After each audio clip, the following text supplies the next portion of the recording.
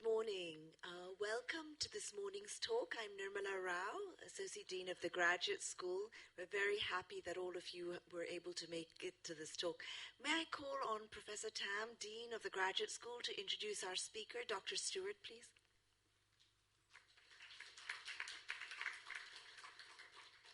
Thank you, Nirmala. Gives me great pleasure to introduce Debra, an old and dear friend now. The introduction would take about 30 minutes, because that's how long it takes to go through a very impressive CV. But I'll cut it short and do it in 5 minutes. First of all, let me welcome Dr. Debra Stewart, as well as to all our colleagues and students who've joined us on this important occasion on the public lecture about trends of postgraduate education in the US and beyond. The graduate school is very privileged to have been able to invite and have Dr. Debra Stewart, President of the Council of Graduate Schools, to deliver this public lecture. Postgraduate education is central not only to universities but also to society as a whole. It helps to equip people with lifelong abilities to provide leadership in the society they serve, and to further extend to the global community. So it is particularly poignant that today we have an opportunity to learn from the leader of the leaders in this field, Dr. Stewart, about this subject, which is of great interest to the entire tertiary education sector. And we have here before in the audience leaders in the Research Grant Council, and as well as from sister institutions. So first, a little bit about Dr. Stewart. She joined the US-based Council of Graduate School in the year 2000. The Council of Graduate School, or CGS, is the leading organization dedicated to the improvement and advancement of graduate education in the US and around the world. I think its membership boasts probably at least 90% of all the universities in the States, as well as overseas members like us, HKUST and University of Macau, and so and a lot of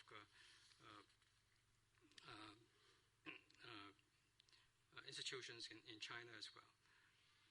Under Dr. Stewart's leadership, the CGS launched a series of projects designed to strengthen the capacity of member universities to prepare graduate students to meet the challenges of the 21st century. Some of these major initiatives address PhD and master's completion and attrition rate, research integrity, professional ethics, international collaborations, preparation of future faculty, and new approaches to science master's education. And all these are producing very innovative new models to ensure that US graduate education continue to occupy this lofty position of global leadership. Dr. Stewart has also spearheaded the creation of a public advocacy program that communicates the impact of graduate education to elected officials, corporate leaders, as well as potential students themselves. Every year, the CGS will hold an annual Strategic Leaders Global Summit for a small group of very carefully chosen top leaders of graduate schools and association of graduate schools from around the world to discuss and promote international best practices on a pressing topic in postgraduate education. This year, the University of Hong Kong is very proud and honored to co-host the Global Summit with the CGS, which starts from today until Wednesday, and therefore we took the advantage of Dr. Stewart's presence to ask her to inform us and educate us on the trends of postgraduate education in the States. For us, it is a very good time to host this important function, the Global Summit, as we are celebrating our centenary this year. A little bit of history about Dr. Stewart. Prior to joining the CGS, Debra was Vice Chancellor and Dean of Graduate School at North Carolina State University. She also served as Interim Chancellor at UNC Greensboro and as Graduate Dean and then Vice Provost at NC State. During her 12 years in leadership positions in North Carolina, Debra worked to mobilize stakeholders inside and outside the university to advance university programs. She spearheaded the strategic plan for graduate education at NC State that created the framework for interdisciplinary curricula, significantly enhancing the financial support for graduate assistance and solving very long-term problems with the framework for tuition remission in graduate programs. Dr. Stewart has written on a wide range of higher education issues. She lectures on higher education, research, and global competitiveness at major universities and education organizations from around the world. She has presented to business, government, and foundation boards, and is the author of numerous scholarly articles on administrative theory and practice, as well as public policy. Her disciplinary research focuses on ethics and managerial decision-making. With sustained support from the National Science Foundation, she has conducted research on political attitudes and moral reasoning among public officials in Poland and Russia. Dr. Stewart has very rich and valuable experience in postgraduate education, as I've just alluded to, and I believe that she is the most appropriate person to tell us about postgraduate education trends in the States. The University of Hong Kong emphasizes on international collaboration and is dedicated to establishing links with universities and educational bodies worldwide so that we can keep pace with the global development in education. So on behalf of the graduate school, I would like to express our sincere gratitude to Dr. Stewart for sharing with us her knowledge and experience in the following lecture, which surely will be intellectually stimulating and enlightening. 15-minute Q&A session will follow after the lecture. And again, on behalf of the university, a very warm welcome to you all. And without further ado, I would like now to invite Dr. Stewart to start her lecture, please.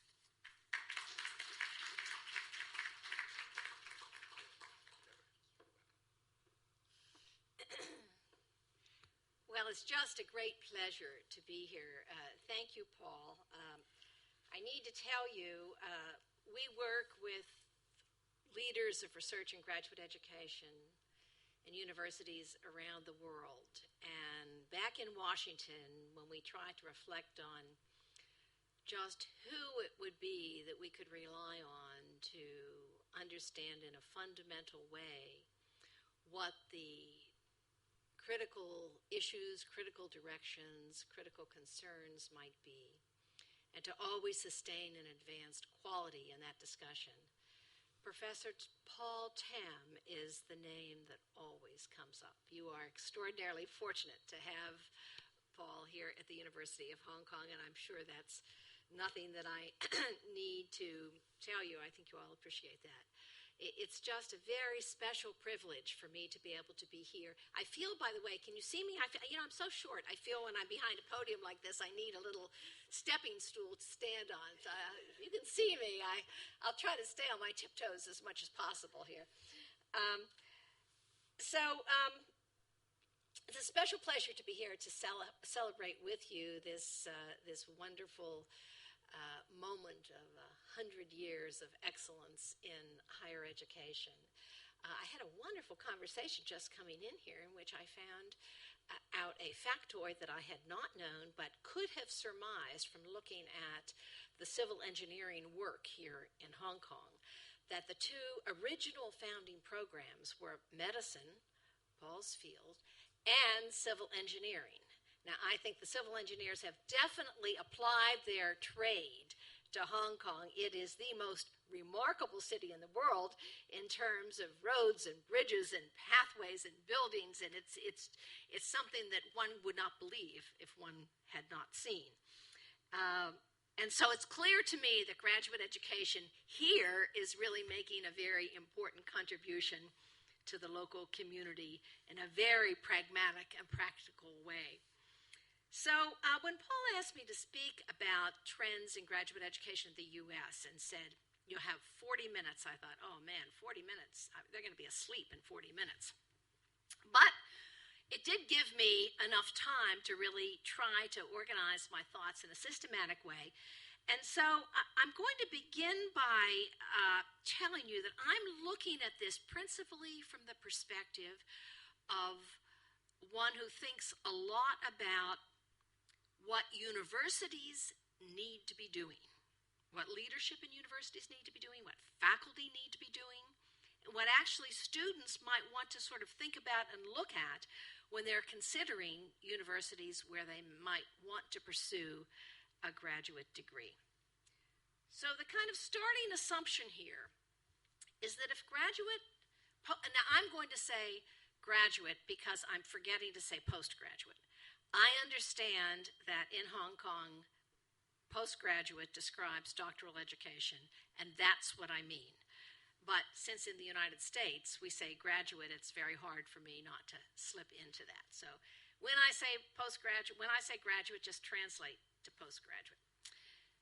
So if graduate or postgraduate programs education is the pathway to success in the knowledge economy, graduate schools simply must articulate the vision, advocate for the reforms, and find meaningful ways of implementing those innovations that are essential to ensure student success. Our organization, the Council of Graduate Schools, which the University of Hong Kong has been one of the earliest international members, a member since 1994, was founded much later than the University of Hong Kong in 1960, but founded by a set of 5, 6, 7 elite universities who were recognizing that graduate education was going to explode in America and that somehow we needed an organization whose main purpose would be to improve and advance graduate education for the society as a whole. So we are a membership organization, actually about 500 universities in the U.S., which is everybody who's significantly engaged in any way, and over 40 international universities. We have a Washington-based staff, and the University of Hong Kong was a member since 1994. So what I'm going to do today is talk first about the challenges that are facing graduate education in the United States. And I'm going to extract from that discussion of all those challenges two issues that really are kind of the driving themes of most discussion in the United States. And then I'm going to suggest a way that we might try to act on those issues, looking both at the input side, the process side, and the outcome side, a kind of strategic model for action for universities in the United States, and I would argue around the world, at least in all post-industrial societies like Hong Kong and the United States. So, for starters, there are a series of concentric circles here from which the challenges that we face emanate, beginning with the policies and practices within graduate programs, moving out to the talent pool from which we can possibly attract applicants to our graduate schools, moving further beyond to the social and policy and political environment that sets the context within which we conduct graduate education, and ultimately the global context that at the end of the day really defines our options and constrains our opportunities. So beginning first with policies and practices, I'd like to highlight three themes, three issues, three challenge areas that we're confronting in the United States now, and that as I talk to people around the world, I think these are issues that we're all struggling with. The first has to do with what I'll simply call the efficiency of doctoral programs.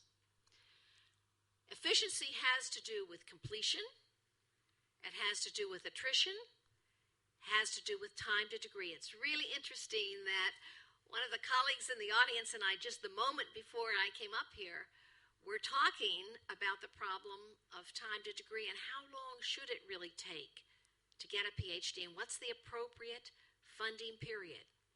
Well, I'll tell you some negative examples from the United States. In the United States right now, if you look across all PhD programs, about 55 to 60% of those who start PhD programs complete them. Now, it varies by field, so in science and engineering, it's higher, maybe up to 65, 67% in the highest. Civil engineering, by the way, is the very highest at 72%. And I think that's because they all require a master's degree first, so that really it's a kind of combination degree. In some fields like the humanities are much, much lower, 35% completion rates, 40% completion rates on average. And this is a huge problem, a huge challenge that needs to be attended to. There's also the time to degree issue. And what we find is that